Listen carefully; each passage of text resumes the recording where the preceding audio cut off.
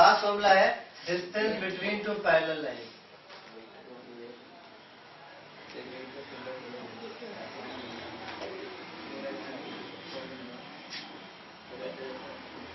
तो parallel line की एक खासियत होगी, उसके एक्स और वाई के कोफिशिएंट सेम होंगे, और नहीं होंगे तो सेम बनाए जा सकते होंगे, वो मल्टीपल होंगे। कहने का मतलब आपको पता है, दो लाइन जब पैरेलल होती हैं तो उनका स्लोप इक्वल होता है। सपोज एक लाइन है 2x minus 6y is equal to 17, और दूसरी लाइन है suppose 6x minus 18 minus 6x plus 18y is equal to कुछ भी है, सपोज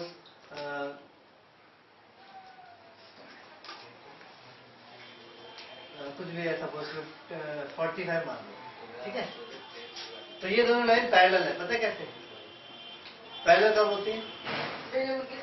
स्लोप इक्वल होता है। तो इसका स्लोप देखो, इसका स्लोप क्या आ रहा है? स्लोप का formula minus a by b, अभी भी बताया। अगर जनरल फॉर्म में लिखा है तो माइनस ए बाई बी। ए क्या है? 2, तो माइनस फॉर्मूले का 2, ए की वैल्यू बी की वैल्यू माइनस 6, स्लोप क्या है?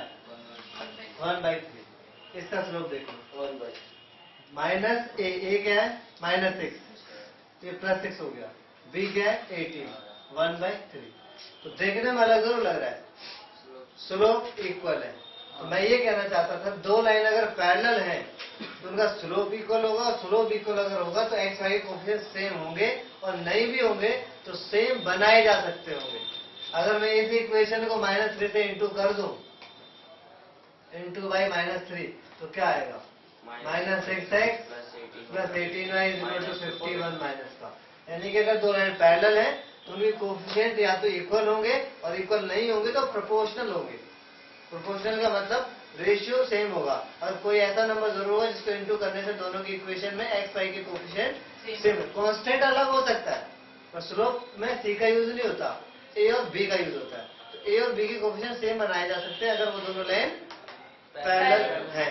तो मैं ये कह रहा था, जब distance between two parallel line बनाएंगे तो ये देखना होगा, लाइन पैरेलल दो स्लोप इक्वल होने से हो तो जाते हैं, पर उनके कोफिशिएंट भी सेम होने चाहिए, और नहीं है तो सेम बनाए जा सकते होंगे। वो बना लेंगे तब फॉर्मूला लगेगा। ठीक, एक एग्जांपल ये बता दूंगा मैं आपको।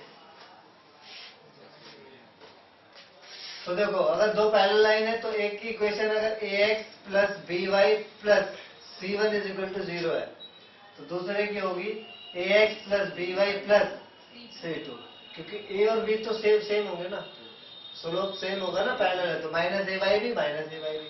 तो यहाँ पे C1 C2, तो slope distance between two parallel line का फॉर्मूला होता है modulus of C2 minus C1 upon, या C1 माइनस C2 कर दो क्योंकि मॉड लगा हुआ, कोई फर्क तो पड़ेगा नहीं, और नीचे आएगा root of a square plus b square. और ये सेम करना इसलिए भी जरूरी है कि फॉर्मूले में ए स्क्वायर प्लस बी स्क्वायर है, तो किस लाइन के ए स्क्वायर बी स्क्वायर दोनों सेम होंगे तभी तो हो पाएगा।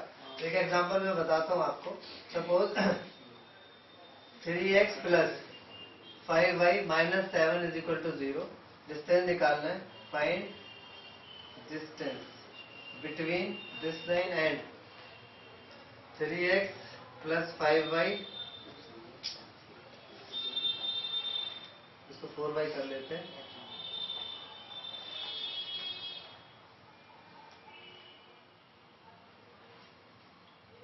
प्लस 3। ठीक है, तो डिस्टेंस का फॉर्मूला, डिस्टेंस का फॉर्मूला है C2 माइनस C1। C2 क्या है? 3 माइनस C1 कितना है? माइनस 7 रूट ए स्क्वायर, ए स्क्वायर मतलब 9, ए बी, बी इसका मतलब 16, तो 3 प्लस 7 अपॉन रूट 25, तो 10/5, 2 यूनिट्स आएगा। और इसमें तो मैंने एक्स वाई के कोफिशिएंट सेम लिए ही थे, तो मैं ये कह रहा हूँ अगर एक्स वाई के कोफिशिएंट डिफरेंट हो तो क्या होगा। जैसे आपको डिस्टेंस निकालना हो, मान लो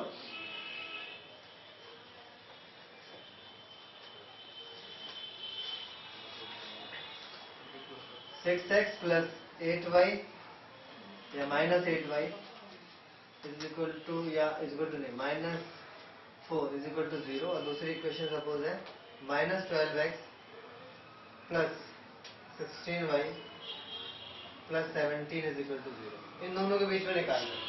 इन दोनों का समझ में आ गया? अब यहाँ पे आप देखो एक्स वाई कोफिशिएंट सेम थे, यहाँ पे नहीं है, जब तक सेम नहीं होगा तो ये फॉर्मूला आप नहीं लगा पाओगे। ठीक है, तो आप जब सेम नहीं होगा, अगर वो लाइन पैरेलल है तो सेम बनाया जा सकता है। डिवाइड बाई 2 कर देंगे, इसमें या तो डिवाइड बाई 2 कर दो, और डिवाइड बाई 2 करेंगे तो यहाँ पे 17/2 आ जाएगा। तो डिवाइड से बचो, इनटू करो। तो एक काम करते हैं, इसमें हम इनटू कर देते हैं, किससे? -2 से। तो इसको जब -2 से इनटू करोगे तो आपको मिलेगा -12x plus 16y plus 8 is equal to 0। अब डिस्टेंस निकालो, बोलो। 17 minus 8 C2 minus C1 upon root 12 -12 का स्क्वायर प्लस 16। इसको सॉल्व करें तो आंसर आएगा। ठीक है।